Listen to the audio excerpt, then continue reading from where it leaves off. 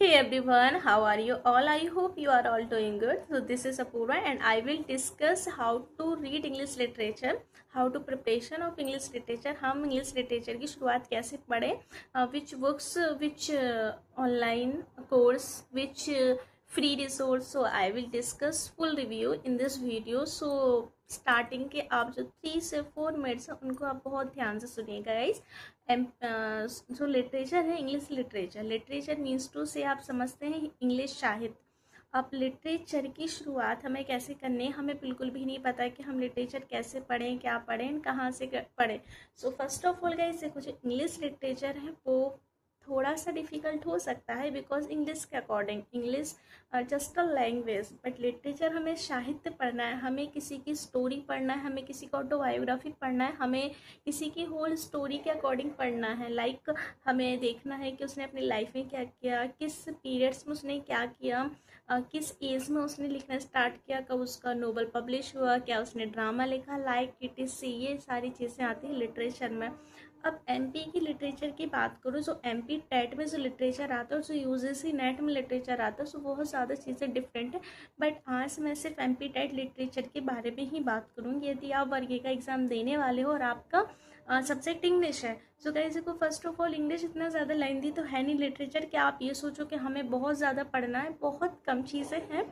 आपको प्रोज पढ़ना है, आपको पोइट्री पढ़ना है, आपको ड्रामा पढ़ना है, आपको शॉर्ट स्टोरीज पढ़ना है, एंड ये सारी चीज़ें आपको पढ़ना, कुछ आपको इंडियन राइटर्स पढ़ना है। सो इतना ईजिली है कि प्रोजा पढ़ लेंगे, पोइट्री पढ़ लेंगे, ड्रामा भी 4 ड्रामा है।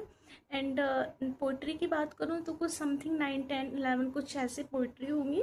एंड 4 इंडियन राइटर है, 4 to 5 इंडियन राइटर है, एंड कुछ आपको फिगर ऑफ स्पीच पढ़ना। इस तरीके से ये तो आपका सिलेबस हो गया। पढ़ना कैसे है, तो देखो शुरुआत में क्या करें, हमारे पास कोई भी बुक्स नहीं है, कोई रिसोर्स नहीं है, बट हमारे पास हमारा मोबाइल है। एक मोबाइल से भी आप काफ़ी सारी चीज़ें कर सकते हो। यू कैन सर्च गूगल, आप गूगल पर जाइए, आप पहले सिलेबस निकालिए। आफ्टर दैट यदि इंग्लिश है, आपका पोइट्री वाला सेक्शन है, उसको कवर कीजिए। एंड उसके अकॉर्डिंग चीज़ों को पढ़िए। किस राइटर ने लिखा, राइटर से शुरू कीजिए आप, किस राइटर ने लिखा, किस तरीके से चीज़ों को शुरू करना है। एंड यदि हम किसी की बात कर रहे हैं, मीन्स टू से हम विलियम वर्ड्सवर्थ की बात करते हैं, विलियम वर्ड्सवर्थ के बारे में पढ़ते हैं, तो विलियम वर्ड्सवर्थ हुए, जॉन कीट्स हुए। सो विलियम वर्ड्सवर्थ ऐसा नेचर पोएट था, क्योंकि उन्हें नेचर से बहुत ज़्यादा प्रेम था एंड वो नेचर के बारे में ही काफ़ी सारी चीज़ें लिखते थे। एंड उन्होंने अपनी जितनी भी पोइट्रीज लिखी वो नेचर से रिलेटेड ही लिखी। तो आप थोड़ा विलियम वर्ड्सवर्थ को, फिर उन्होंने जो पोइट्री लिखी है, जिसके बारे में उन्होंने लिखा है, फिर उसको पढ़ना है। उसमें कुछ ऐसे की फैक्ट्स निकालो जो एग्ज़ाम से रिलेटेड आपको लगते हैं, ये एज एक स्टोरी की तरह पढ़ो।